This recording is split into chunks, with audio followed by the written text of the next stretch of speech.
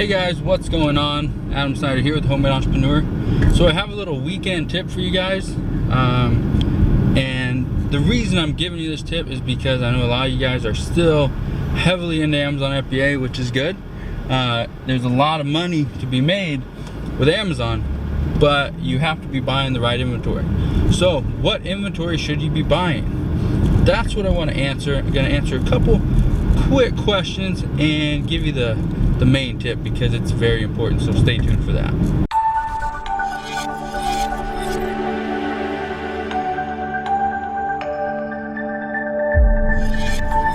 So what is this tip that I'm offering? Well, it's very simple. Right now there's been so many people just undercutting prices on Amazon. Because of that, when you go into stores and you're looking for all this stuff, you're seeing you're barely making any money. You're making 10, 20%, which is horrible for most people.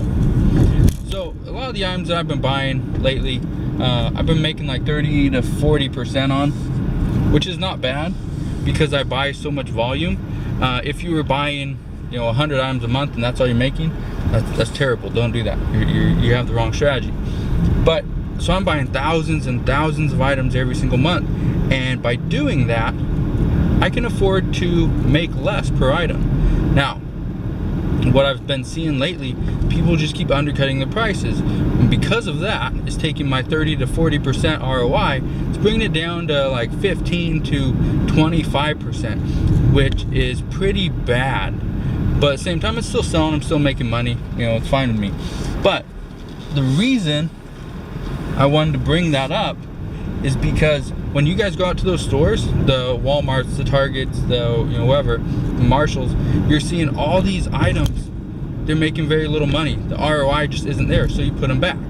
Just know, if you look at Camel, see the price history. If the price dropped in the last 2 or 3 weeks, it is because of all the recent restrictions. People have been scared.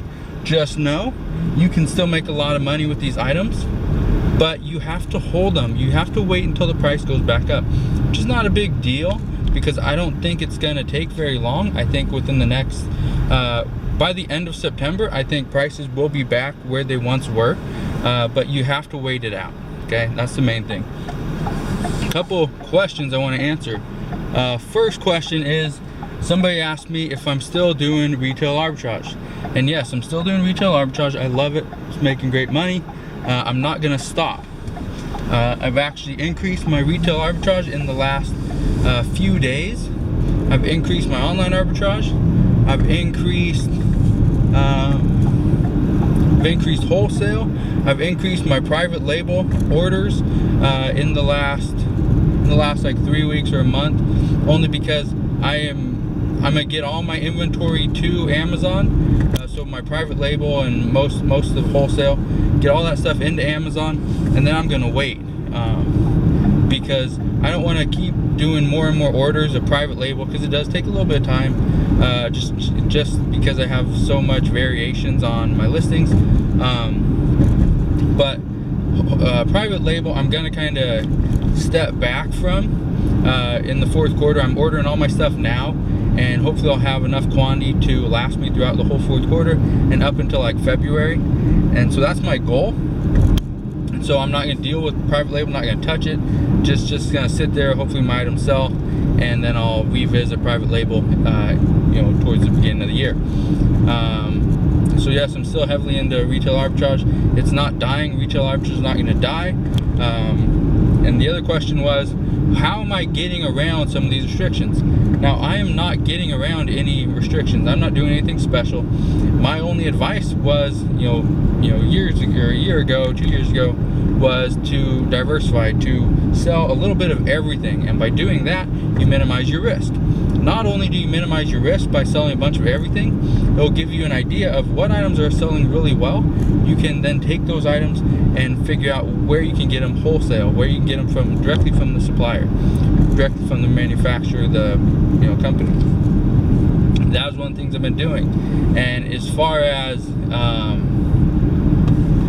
just like my business in general, getting around restrictions, I'm not getting around them. I am getting around the competition, and I've been doing that for don't know how long, but I started doing bundles. Bundles are a great way to get around competition. It's something that not a lot of people do, because not a lot of people know about how to create a bundle, how you do it correctly. I learned how to create bundles. I've been teaching people how to create bundles for quite a while, and bundles are a great thing to get into.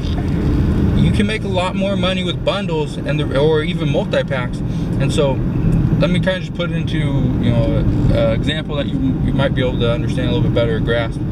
So if somebody was selling a bar of soap, one bar of soap, let's say they're selling it for $10. Amazon takes their 15%, so they're taking $1.50. Then they're taking their $1 for their pick and pack and their $1 for their handling or whatever. And so let's say you're pretty much at $3.50, just to make it easy. So now you're at $3.50 in fees. What if you sold a 2-pack instead of selling it, or you sold it for $20? Amazon's still only taking $1 for the pick and pack, $1 for the other fee, and they're still taking their 15%. So their 15% comes out to $3, and so then their $3 plus the other two, so you're at $5 for their fees on selling a 2-pack instead of selling the 1-pack where your fees were $3.50. So you're pretty much saving $1.50.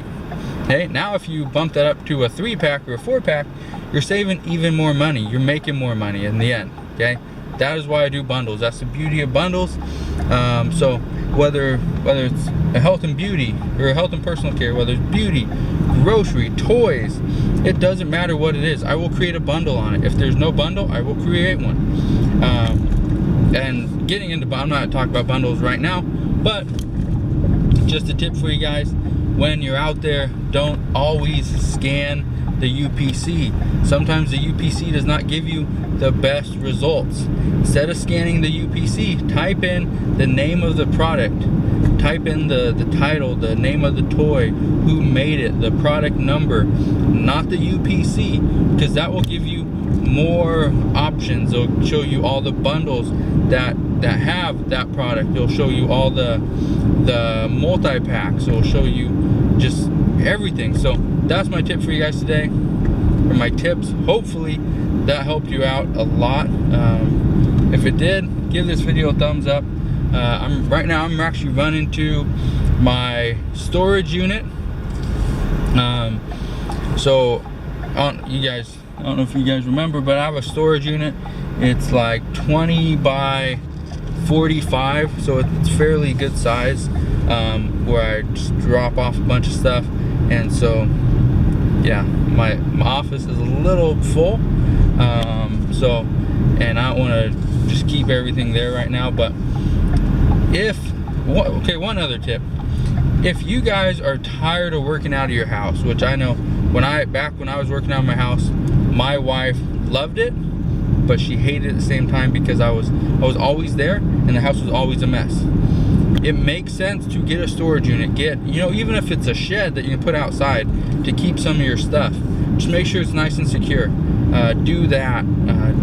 Having more space really does increase your efficiency, and it will improve your business. So that's my last tip for you guys. Like I said, head into the storage unit.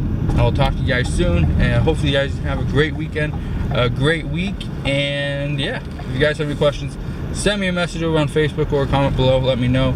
If you like this video, give it a thumbs up, and I'll see you guys very soon.